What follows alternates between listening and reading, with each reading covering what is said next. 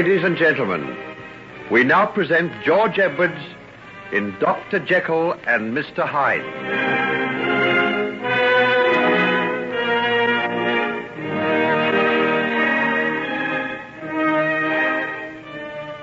Robert Louis Stevenson startled the world when he gave it Dr. Jekyll and Mr. Hyde, this masterly portrayal of the warring forces of good and evil forever struggling for ascendancy in every human breast. But the child is ever father to the man, and for that reason we took you back in our last episode to Henry Jekyll's early boyhood to mark the traces of that strange duality of nature which in after years were to bear such bitter fruits. A simple childish quarrel with Margaret Utterson, daughter of his father's dearest friend, rouses the latent demon in Henry, and the result is an accident which may well have led to tragedy. But Margaret escapes with minor injuries, and that night his father, Edward Jekyll, reveals to Mr. Utterson the dark forebodings as to Henry's future.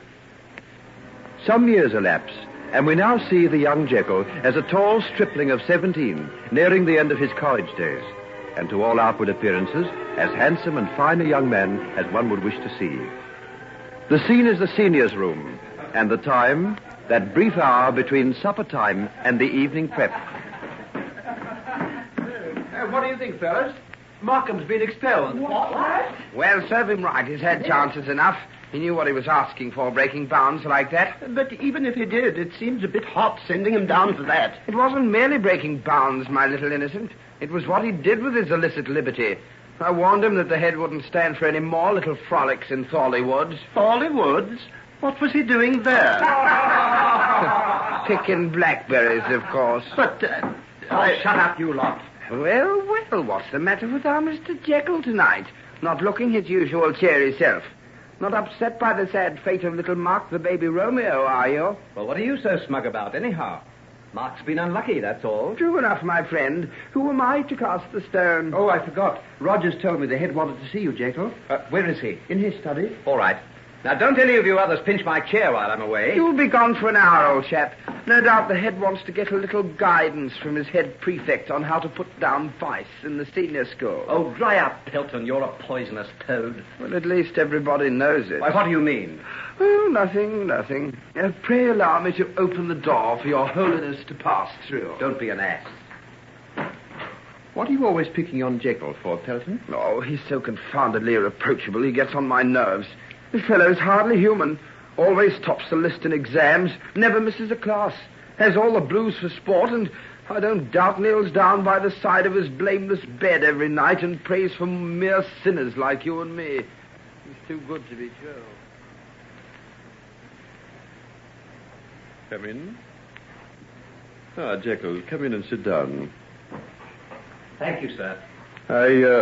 I want to have a talk to you about this affair of Markham's. Most unpleasant business. Yes, sir. As head prefect, I repose a confidence in you that isn't shared by the other boys. I want your complete frankness, Jekyll. Thank you, sir. I appreciate what you've said. Have you noticed a peculiar change that's come over some of the boys in the senior school during the last few months? In what way, sir? In a loosening of discipline. A general decline of moral standard. This affair of Markham's is only a culmination of a series of things that have been taking place for some time. Markham was found in Thorley Wood last Saturday afternoon with one of the maids from the Horsham Arms, and in a state of, well, one can only call it drunkenness. Markham was? Oh, you find it hard to believe. So do I, Jekyll. But there can be no possible mistake. Mr. Finch, the classic master, was walking through the woods with his wife, and, what they saw made it impossible for me to allow young Markham to remain at this college any longer. I see. But Markham was not alone. There was another boy with him, but he was apparently sober and heard the sound of footsteps. He ran away through the undergrowth before either Mr. or Mrs. Finch could see who it was. And Markham didn't say who he was? And refused to say a word. Jekyll, have you any idea as to who this other boy could be? I, sir? Why, no, I haven't the least idea. I have a feeling that if we could find him, We may put our fingers on the cause of all this unpleasantness that's been happening during the past few months. A boy like Markham wouldn't have sunk to that sort of thing unless someone had influenced him. Mind you, I'm not asking you to spy out on your friends, but I do hope I can count on your help in clearing up this matter. Markham's life is ruined. I can't stand by and see other boys destroy themselves without doing everything in my power to stop it. You understand, Jekyll? Yes, sir. I understand, sir. We must stamp out this vicious thing that suddenly appeared in the school, as one would put one's heel on the head of a reptile. And with as little pity. You would not be guilty of treachery. I want to point that out. If you told me anything you knew or suspected. No, sir. I understand that perfectly, sir. Good. Well, I can rely on you. Come to me if you have any idea as to who is at the bottom of this, and everything you tell me will be treated with the greatest confidence. You haven't any suspicions offhand, have you? No, sir. Not the remotest idea. Why, I can't imagine anyone who could do such a thing, sir. Well, keep your eyes and ears open and report to me immediately. There's the bell for evening prep. I won't keep you any longer. Oh, Jekyll, when do you sit for your exams? At the end of next month, sir. I'd be sorry to lose you. Going to do medicine, aren't you? Medicine and science, sir. I expect you to do well. You've always been a credit to us, Jekyll. Thank you, sir. I hope I always shall be, sir. By the way, you might have a word with young Markham sometime this evening. He asked to see you. It mightn't do any harm to talk to him. Where is he, sir? Up in the tower room. I thought it best to put him there, away from all the other boys. I'll see him before I go to bed, sir. And don't forget, report back to me anything of interest he might have to tell you. Good night, Jekyll. Just close the door, will you?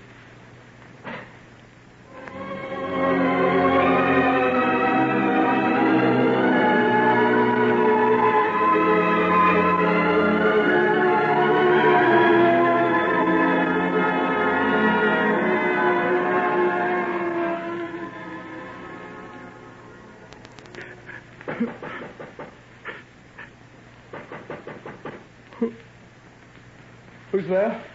It's me, Jekyll. Oh.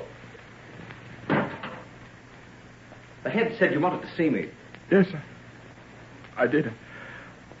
I want to tell you what a swine you are, Jekyll, but it doesn't seem to matter now.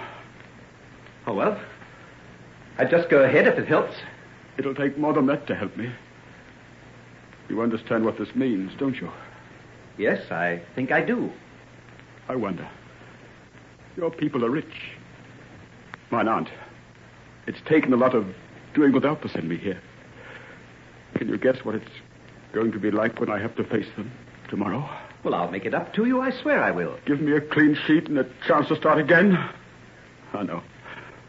Not even all your money can do that. They don't take men into the civil service with a kind of record I'm going to have when I leave here. I've made an unholy mess of things now. I'll suffer for it for the rest of my life. The worst of it is that others have to suffer too. My people are old. I'm their only child. They've scrimped and saved to send me to this college. The things I've been going to do, the career I've been going to have has been the whole meaning of life to them. Tomorrow when they come here to see the head, they've got to be told it's finished. I'd rather have died than do this to them. Good Lord, has the world come to an end because you can't go into the civil service?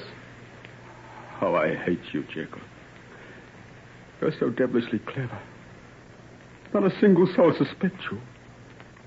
I suppose the head sent you here tonight to find out who my accomplice was.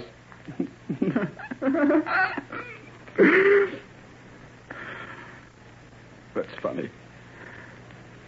That's one secret I can be sure of you keeping to yourself. You're not likely to go down and tell him it was you? Shut up, will you? Shut up. If you keep on shouting at the top of your lungs, there'll be no need to tell him. So you're no more anxious to be found out than I was. Of course I'm not. Who wants to pay the penalty for the sins he commits? But you will, Jekyll. Someday you will. You can get away with it for a long time if you're clever enough. But eventually it'll all catch up with you. Not me. I'll get away with it always. I'll find a way somehow. I could prove you're wrong right now. How? By going downstairs and telling the head who was with me that day in Thornley Wood. You wouldn't do that, Markham. I'm not so sure that I wouldn't. Why should I take the whole of it? If it hadn't been for you, I'd never have gone there. Never have spoken to those girls, never drunk their beastly wine. But you wouldn't tell the head, Markham. I would, I tell... Jekyll. Good heavens, Jekyll. Why are you looking at me like that? What's come over you? Don't stare at me that way. Your eyes. What's the matter with your eyes? Keep away. What are you going to do? Don't bare your teeth like that. You're terrible. Jekyll, don't. Don't. Keep away from that window. Keep away, you fool! He's fallen. Down to the ground. Onto the stones. His body's lying there. I didn't do it. I didn't do it. He jumped of his own accord. I never touched him. What's the matter? What's going on in there? Oh, it's Markham, sir. He threw himself out of the window, right before my very eyes. Oh, it was horrible. I'll never forget it as long as I live. Stand back, boys. My dear Jekyll, this is terrible. What a tragic finish. Sit down in this chair. Oh, get him some brandy, someone. He's going to faint.